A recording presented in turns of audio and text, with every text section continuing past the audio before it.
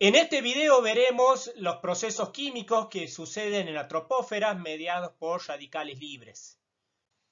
La troposfera es la primera capa de la atmósfera, es la más delgada comparada con las demás, tiene un espesor promedio entre 10 y 12 kilómetros y en ella se producen todos los fenómenos climáticos.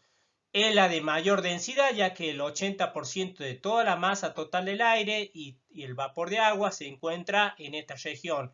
Acá vemos en esta imagen, cuando se calientan las masas de aire, estas ascienden, mientras que las masas de aire fría van a descender. Esto permite un movimiento vertical y tiene una característica esta región en la cual, como observamos, la temperatura disminuye a medida que ascendemos. Lo mismo ocurre con la densidad.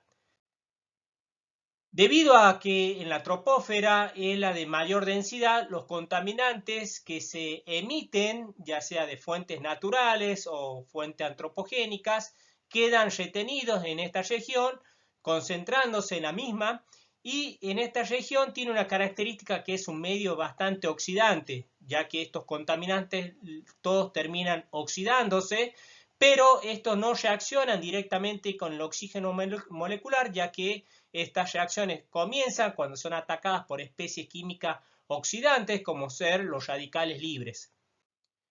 Los radicales libres son átomos o grupos de átomos con electrones no apareados, suelen indicarse de esta manera.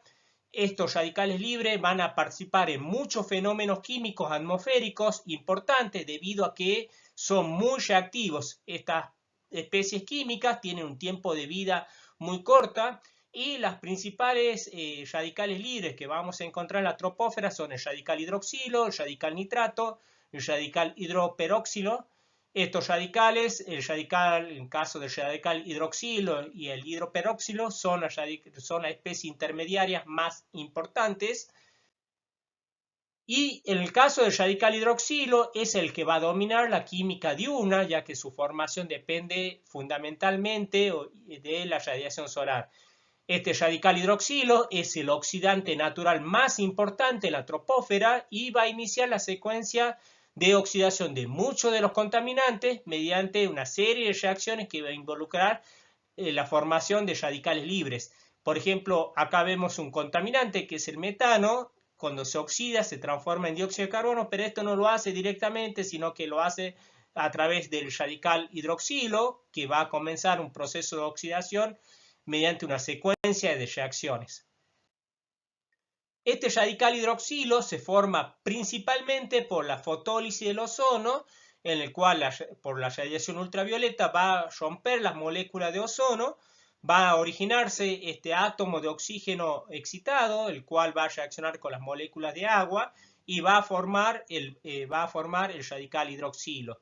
Otra forma que se origina este radical hidroxilo es mediante la fotólisis del vapor de agua, el cual, debido a que el vapor de agua puede absorber radiaciones ultravioletas muy energéticas, puede producirse esta ruptura homolítica originando este radical. También puede originarse por fotólisis de compuestos que se encuentran en la atmósfera, por ejemplo, uno de ellos, el peróxido de hidrógeno, que se origina a través de diversas reacciones químicas en la atmósfera, se descompone y al absorber radiación ultravioleta iba a originar el radical hidroxilo. También puede originarse a partir de la fotólisis del ácido nitroso, que lo vemos acá representado de esta manera. Esto se produce en atmósferas contaminadas, pero también este radical hidroxilo se puede originar en las propias reacciones de radicalarias.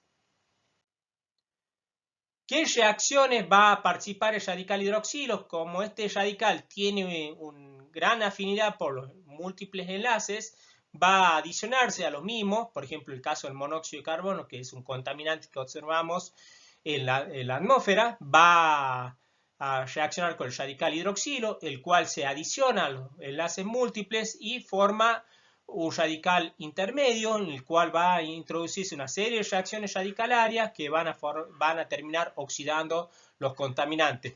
Otra reacción también puede ser con el dióxido de azufre. Este contaminante vemos que tiene también enlaces múltiples en el cual reacciona con el radical hidroxilo y forma este radical. También puede reaccionar con compuestos orgánicos que también presenten enlaces múltiples, en el caso de los alquenos, por ejemplo, reaccionan con radical hidroxilo y forman estas especies, en este caso son radicales alquilo. Una de las características cabe mencionar que este radical hidroxilo no se adiciona a enlaces múltiples de sustancias totalmente oxidadas, como ser el dióxido de carbono, trióxido de azufre o pentóxido de nitrógeno. Tampoco lo hace en moléculas que son muy estables, por ejemplo, en el caso del nitrógeno gaseoso. Otra reacción que va a presentar es la extracción de hidrógeno, que consiste en la extracción de un átomo de hidrógeno de otra molécula, generando un nuevo radical. En este caso vemos ahí, por ejemplo, puede reaccionar con el metano, sustrayendo un hidrógeno, originando un radical nuevo y se forma agua. Vemos que las diferentes reacciones en las cuales puede suceder la extracción de hidrógeno, y acá vamos a recalcar que las reacciones de adición que vimos anteriormente son preferentes frente a las reacciones de extracción de hidrógeno. ¿Qué característica tiene este radical hidroxilo? Tiene la siguiente, que es muy reactivo, por lo tanto tiene un tiempo de vida muy corto, alrededor de un segundo. Va a oxidar a muchos contaminantes de la troposfera, su concentración es variable, pero se estima que en promedio puede ser entre 8,7 por 10 a la 6 moléculas sobre centímetros cúbicos, esto sería de día. Es considerado un detergente del aire, ya que va a descomponer muchos de los contaminantes gaseosos. En algunos casos son gases de efecto invernadero, como ser el monóxido de carbono y el metano. Este radical hidroxilo es muy reactivo y es un oxidante muy importante en la troposfera. Por lo tanto, termina oxidando un gran número de contaminantes. Uno de ellos es el monóxido de carbono, el cual reacciona con este radical y vemos que se oxida y se origina un radical hidrógeno. Esta sería la reacción más frecuente. Luego también puede reaccionar con el metano, como vemos a continuación en la reacción, y en este caso se origina un radical metilo. Cabe destacar que estas dos reacciones van a destacar el rol importante que cumple el radical hidroxilo en la eliminación de gases de efecto invernadero. Entonces acá, como vemos, este metano, este contaminante, se ha convertido en un radical, el cual va a ingresar una serie de reacciones radicalarias en las cuales va a terminar oxidándose. Vamos a ver cuáles son. Por ejemplo, acá este radical metilo reacciona con el oxígeno del aire, se forma este radical metilperóxido, el cual va a reaccionar con el monóxido de nitrógeno del aire también, y se forma un nuevo radical denominado radical metilalcoxilo, el cual va a reaccionar con el oxígeno del aire y va a formar este compuesto denominado formaldehído, el cual es muy reactivo y tiende a descomponerse bajo la acción de la luz solar. Vemos que también se ha formado un radical que está ahí remarcado de color en negrita, que es el radical hidroperóxilo. En este caso vamos a ver que este compuesto, el formaldehído, se descompone por acción de la luz solar, formando estos dos radicales. Uno de estos radicales es el radical hidrógeno, el cual reacciona con el oxígeno del aire y se forma el radical hidroperóxilo. Luego, el radical formado previamente también reacciona con el oxígeno del aire y vemos que se oxida formando el monóxido de carbono y originando también el radical hidroperóxilo. Cabe destacar que observamos que los contaminantes van a través de esta serie de reacciones radicalarias van a terminar oxidándose. Entonces aquí cumpliría el rol importante del radical hidroxilo como un agente oxidante importante de la troposfera. Entonces acá estos radicales hidroperóxidos también son igualmente importantes, ya que van a intervenir en posibles reacciones de terminación de cadena o reacciones que regeneran el radical hidroxilo. Entonces vemos ahí el radical hidroperóxilo puede reaccionar regenerando nuevamente el radical hidroxilo. Como vimos anteriormente, el radical hidroperóxilo puede formarse a partir de la fotólisis del formaldehído, a partir de esta reacción. Esta sería una de las principales fuentes del radical hidroperóxilo. Y recuerden que acá este radical hidrógeno, que se origina a partir de esta fotólisis del formaldehído, también puede provenir de otras reacciones en las cuales se origina este radical hidrógeno que puede reaccionar y originar el radical hidroperóxido.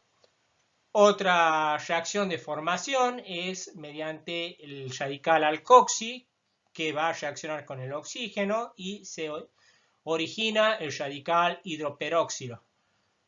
¿En qué reacciones va a estar participando el radical hidroperóxido? Va a participar en reacciones que la más común es con el monóxido de nitrógeno, en el cual se genera el radical hidroxilo. Y acá vamos a hacer hincapié en el cual observamos que tanto el radical hidroxilo como este radical hidroperoxilo están estrechamente relacionadas, ya que vimos anteriormente que este radical hidroxilo oxida a los contaminantes y se origina en estas reacciones el radical hidroperoxilo, el cual puede regenerar nuevamente el radical hidroxilo mediante esta reacción. Entonces vemos que están estrechamente relacionados tanto el radical hidroxilo como el radical hidroperoxilo. Otras reacciones en las cuales va a participar el radical hidroperoxilo es en las reacciones de terminación de reacciones radicalarias, en las cuales van a reaccionar con otros radicales y van a dar finalización a las reacciones radicalarias. En este esquema se muestra en forma sintética lo que habíamos mencionado anteriormente, en el cual el radical hidroxilo una vez que se forma, va a reaccionar con los contaminantes oxidándolos, formándose los radicales correspondientes y va a dar lugar a la formación de este radical que habíamos mencionado, que es el radical hidroperoxilo. Entonces vemos que también acá se produce la oxidación del monóxido de nitrógeno. ¿Dónde va a ser mayor la concentración de este radical? Va a ser mayor la concentración en las regiones tropicales, ya que en estas regiones hay mayor humedad e incidencia solar, lo que favorece la formación del radical hidroxilo. Mientras que en regiones más contaminadas vamos a tener menor concentración del radical hidroxilo debido a que los contaminantes van a reaccionar con el radical hidroxilo. ¿Cuál es la importancia de este radical hidroxilo? Es un papel muy importante en la química diurna, ya que va a terminar oxidando muchos de los contaminantes, iniciando reacciones radicalarias, en las cuales van a terminar, vamos a observar que terminan oxidándose, por lo tanto tiene un rol muy importante, al igual que el radical hidroperóxido. Esta situación cambia durante la noche, ya que estamos hablando de una química nocturna en la cual ya el radical nitrato cobra relevancia, es decir, durante la noche este radical nitrato va a tomar lugar del radical hidroxilo, dominando los procesos de oxidación, pero a menor velocidad. Este se va a originar a partir de precursores que se originan durante el día, por ejemplo, el dióxido de nitrógeno se descompone en monóxido de nitrógeno, este átomo de oxígeno muy reactivo reacciona con el oxígeno, se genera ozono y vamos a ver que esto durante la noche, cuando no hay luz solar, va a producirse la reacción con los óxidos de nitrógeno, por ejemplo ahí en el caso del ozono reacciona con el monóxido de nitrógeno, se forma dióxido de nitrógeno radical, el cual va a reaccionar con el ozono y ahí se origina el radical nitrato, que lo vemos ahí coloreado. Y este radical nitrato va a reaccionar, entre otros compuestos, con los óxidos de nitrógeno, monóxido y dióxido de nitrógeno, en este tipo de reacciones, en la cual, por ejemplo, en el caso del pentóxido de nitrógeno, puede reaccionar con el vapor de agua y originar el ácido nítrico.